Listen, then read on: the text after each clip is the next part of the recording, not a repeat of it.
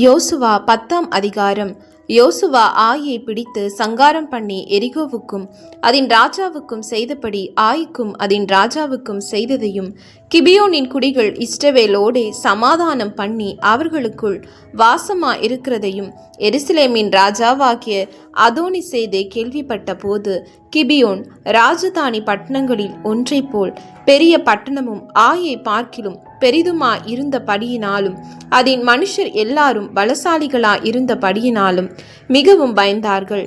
ஆகையால் எருசலேமின் ராஜாவாகிய அதோனிசேதேக் எபிரோனின் ராஜாவாகிய ஓகாமுக்கும் யர்மூத்தின் ராஜாவாகிய பீராமுக்கும் லாகீசின் ராஜாவாகிய யப்பியாவுக்கும் எக்லோனின் ராஜாவாகிய தெபுருக்கும் ஆள் அனுப்பி, நாங்கள் கிபியோனை சங்கரிக்கும்படி நீங்கள் என்னிடத்தில் வந்து எனக்கு துணை செய்யுங்கள்.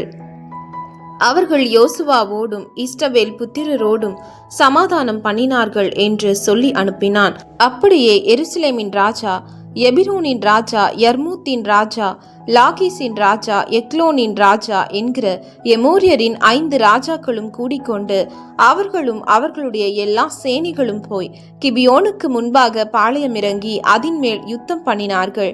அப்பொழுது கிபியோனின் மனுஷர் கில்காலில் இருக்கிற பாளையத்துக்கு யோசுவாவின் இடத்தில் ஆள் அனுப்பி, உமது அடியாரை கைவிடாமல் சீக்கிரமாய் எங்களிடத்தில் வந்து எங்களை ரட்சித்து எங்களுக்கு துணை செய்யும்.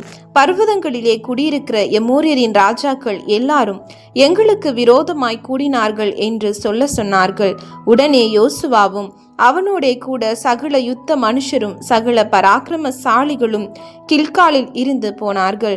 கர்த்தர் யோசுவாவை நோக்கி, அவர்களுக்கு பயப்படாயாக, உன் கைகளில் அவர்களை ஒப்பு கொடுத்தேன், அவர்களில் ஒருவரும் உனக்கு முன்பாக நிற்பதில்லை என்றார். யோசுவா கில்காலில் இருந்து முழுதும் நடந்து திடீரென்று அவர்கள் மேல் வந்து விட்டான். கர்த்தரோ அவர்களை இஸ்ரவேலுக்கு முன்பாக கலங்க பண்ணினார். ஆகையால் அவர்களை கிபியோனிலே மகா சங்காரமாக மடங்கடித்து பெத்தோரோனுக்கு போகிற வழியிலே துரத்தி அசேக்கா மட்டும் மக்கெதா மட்டும் முறியடித்தார்கள். அவர்கள் பெத்தோரோனிலிருந்து இறங்கி வருகிற வழியிலே இஸ்ரவேலுக்கு முன்பாக ஓடி போகையில் அசேக்கா மட்டும் ஓடுகிற அவர்கள் மேல் கர்த்தர் வானத்திலிருந்து பெரிய கற்களை விழப்பண்ணினார்.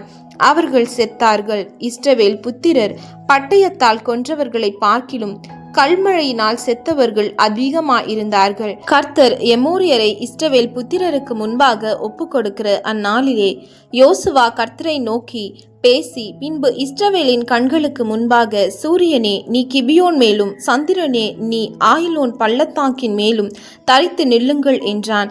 அப்பொழுது ஜனங்கள் தங்கள் சத்துருக்களுக்கு நீதியை சரிக்கட்டும் மட்டும் சூரியன் தரித்தது, சந்திரனும் நின்றது. இது யாசேரின் புஸ்தகத்தில் எழுதியிருக்கவில்லையா? அப்படியே சூரியன் அஸ்தமிக்க தீவிரிக்காமல் ஏறக்குறைய ஒரு பகல் முழுதும் நடுவானத்தில் நின்றது. இப்படி கர்த்தர் ஒரு மனிதனுடைய சொல் கேட்க அந்நாளையொத்த நாள் அதற்கு முன்னும் இல்லை, அதற்கு பின்னும் இல்லை. கர்த்தர் இஸ்ரவேலுக்காக யுத்தம் பண்ணினார். பின்பு யோசுவா இஸ்ரவேல் அனைத்தோடும் கூட கில்காலில் இருக்கிற பாளையத்துக்கு திரும்பினான். அந்த 5 ராஜாக்களும் ஓடிப்போய் மக்கெதாவில் இருக்கிற ஒரு கெபியில் ஒளித்து கொண்டார்கள். அப்பொழுது யோசுவா பெரிய கற்களை கெபியின் வாயிலே புரட்டி, அவ்விடத்தில் அவர்களை காவல் காக்க மனுஷரை வையுங்கள், நீங்களோ நில்லாமல் உங்கள் சத்துருக்களை துரத்தி அவர்களுடைய பின் படைகளை வெட்டி போடுங்கள், அவர்களை தங்கள் பட்டணங்களிலே பிரவேசிக்க ஒட்டாதிருங்கள், உங்கள் தேவனாகிய கர்த்தர் அவர்களை உங்கள் கையில் ஒப்பு கொடுத்தார் என்றான். யோசுவாவும் இஸ்ரவேல் புத்திரரும் அவர்களை மகா பெரிய சங்காரமாய் அவர்கள் அழியும் அளவும் சங்கரித்தார்கள். அவர்களில் மீதியானவர்கள் அரணான பட்டணங்களுக்குள் புகுந்தார்கள். ஜனங்கள் எல்லாரும் சுகமாய் மக்கெதாவில் இருக்கிற பாளையத்திலே யோசுவாவின் இடத்திற்கு திரும்பி வந்தார்கள். இஸ்ரவேல் புத்திரருக்கு விரோதமாக ஒருவனும் தன் நாவை அசைக்கவில்லை. அப்பொழுது யோசுவா கெபியின் வாயை திறந்து அந்த 5 ராஜாக்களையும் அந்த கெபியிலிருந்து என்னிடத்திற்கு வெளியே கொண்டு வாருங்கள் என்றான். அவர்கள் அப்படியே செய்து எருசலேமின் ராஜாவும் எபிரோனின் ராஜாவும் யர்மூத்தின் ராஜாவும் லாகீசின் ராஜாவும் எக்ரோனின் ராஜாவும் ஆகிய அந்த 5 ராஜாக்களையும் அந்த கெபியில் இருந்து அவரிடத்திற்கு வெளியே கொண்டு வந்தார்கள். அவர்களை யோசுவாவின் இடத்திற்கு கொண்டு வந்த போது யோசுவா இஸ்ரவேல் மனுஷரை எல்லாம் அழைப்பித்து தன்னோடே கூட வந்த யுத்த மனுஷரின் அதிபதிகளை நோக்கி, நீங்கள் கிட்ட வந்து உங்கள் கால்களை இந்த ராஜாக்களுடைய கழுத்துகளின் மேல் வையுங்கள் என்றான். அவர்கள் கிட்ட வந்து தங்கள் கால்களை அவர்கள் கழுத்துகளின் மேல் வைத்தார்கள்.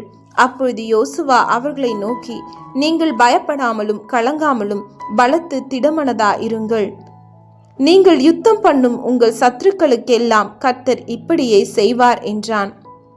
அதற்கு பின்பு யோசுவா அவர்களை வெட்டி கொன்று 5 மரங்களிலே தூக்கி போட்டான். சாயங்காலம் மட்டும் மரங்களில் தொங்கினார்கள். சூரியன் அஸ்தமிக்கிற வேளையிலே யோசுவா அவர்களை மரங்களில் இருந்து இறக்க கட்டளையிட்டான். அவர்கள் ஒளித்து கொண்டிருந்த கெபியிலே அவர்களை போட்டு இந்நாள் வரைக்கும் இருக்கிறபடி பெரிய கற்களை கெபியின் வாயிலே அடைத்தார்கள். அந்நாளிலே யோசுவா மக்கெதாவை பிடித்து அதை பட்டய கருக்கினால் அழித்து அதன் ராஜாவையும் அதில் உள்ள மனுஷராகிய சகல நர ஜீவன்களையும் ஒருவரையும் மீதியாக வைக்காமல் சங்காரம் பண்ணி எரிகோவின் ராஜாவுக்கு செய்தது போல மக்கெதாவின் ராஜாவுக்கும் செய்தான். மக்கெதாவில் இருந்து யோசுவா இஸ்ரவேலர் அனைவரோடும் கூட லிப்னாவுக்கு புறப்பட்டு லிப்னாவின் மேல் யுத்தம் பண்ணினான். கர்த்தர் அதையும் அதன் ராஜாவையும் இஸ்ரவேலின் கையில் ஒப்பு கொடுத்தார். அதையும் அதில் உள்ள சகல நர ஜீவன்களையும் ஒருவரையும் அதிலே மீதியாக வைக்காமல் பட்டய கருக்கினால் அழித்து எரிகோவின் ராஜாவுக்கு செய்தது போல அதன் ராஜாவுக்கும் செய்தான். லிப்னாவிலிருந்து யோசுவா இஸ்ரவேல் அனைத்தோடும் கூட லாகீசுக்கு புறப்பட்டு அதற்கு எதிரே பாளையம் இறங்கி அதன் மேல் யுத்தம் பண்ணினான். கர்த்தர் லாகீசை இஸ்ரவேலின் கையில் ஒப்பு கொடுத்தார். அதை 2ஆம் நாளிலே பிடித்து லிப்னாவுக்கு செய்தது போல அதையும் அதில் உள்ள எல்லா நர ஜீவன்களையும் பட்டய கருக்கினால் அழித்தான். அப்போது கேசேரின் ராஜாவாகிய ஓராம் லாகீசுக்கு துணை செய்யும்படி வந்தான். யோசுவா அவனையும் அவன் ஜனத்தையும் ஒருவனும் மீதியா இராதபடி வெட்டி போட்டான். லாகீசில் இருந்து யோசுவாவும் இஸ்ரவேலர் அனைவரும் எக்லோனுக்கு புறப்பட்டு அதற்கு எதிரே பாளையம் இறங்கி அதன் மேல் யுத்தம் பண்ணி அதை அந்நாளிலே பிடித்து அதை பட்டய கருக்கினால் அழித்தார்கள். லாகீசுக்கு செய்தது போல அதிலுள்ள சகல நர ஜீவன்களையும் அந்நாளில் தானே சங்காரம் பண்ணினான். பின்பு எக்னோனிலிருந்து யோசுவாவும் இஸ்ரவேல் அனைவருமா எப்ரோனுக்கு புறப்பட்டு அதன் மேல் யுத்தம் பண்ணி அதை பிடித்து எக்லோனுக்கு செய்தது போல அதையும் அதன் ராஜாவையும் அதற்கு அடுத்த எல்லா பட்டணங்களையும் அதில் உள்ள சகல நர ஜீவன்களையும் ஒருவரையும் மீதியாக வைக்காமல் பட்டய கருக்கினால் அழித்தார்கள். அதையும் அதில் உள்ள சகல நர ஜீவன்களையும் சங்காரம் பண்ணினான். பின்பு யோசுவா இஸ்ரவேலர் அனைவரோடும் கூட தெபிருக்கு திரும்பி போய் அதன் மேல் யுத்தம் பண்ணி அதையும் அதன் ராஜாவையும் அதை சேர்ந்த எல்லா பட்டணங்களையும் பிடித்தான். அவைகளை பட்டய கருக்கினால் அழித்து அதில் உள்ள நர ஜீவன்களை எல்லாம் ஒருவரையும் மீதியாக வைக்காமல் சங்காரம் பண்ணினார்கள். எபிரோனுக்கும் லிப்னாவுக்கும் அவைகளின் ராஜாவுக்கும் செய்தது போல தெபிருக்கும் அதன் ராஜாவுக்கும் செய்தான். இப்படியே யோசுவா மலை தேசம் அனைத்தையும் தென் தேசத்தையும் சம பூமியையும் நீர்ப்பாய்ச்சலான இடங்களையும் அவைகளின் எல்லா ராஜாக்களையும் ஒருவரையும் மீதியாக வைக்காமல் அழித்து இஸ்ரவேலின் தேவனாகிய கர்த்தர் கட்டளையிட்டபடியே சுவாசமுள்ள எல்லாவற்றையும் சங்காரம் பண்ணி காதேஸ் பர்னேயா துவக்கி காத்சா மட்டும் இருக்கிறதையும் கிபியோன் மட்டும் இருக்கிற கோசேன் தேசம் அனைத்தையும் அழித்தான். அந்த ராஜாக்கள் எல்லாரையும் அவர்கள் தேசத்தையும் யோசுவா ஒருமிக்க பிடித்தான். இஸ்ரவேலின் தேவனாகிய கர்த்தர் இஸ்ரவேலுக்காக யுத்தம் பண்ணினார். பின்பு யோசுவா இஸ்ரவேல் அனைத்தோடும் கூட கில்காலில் இருக்கிற பாளையத்துக்கு திரும்பினான்.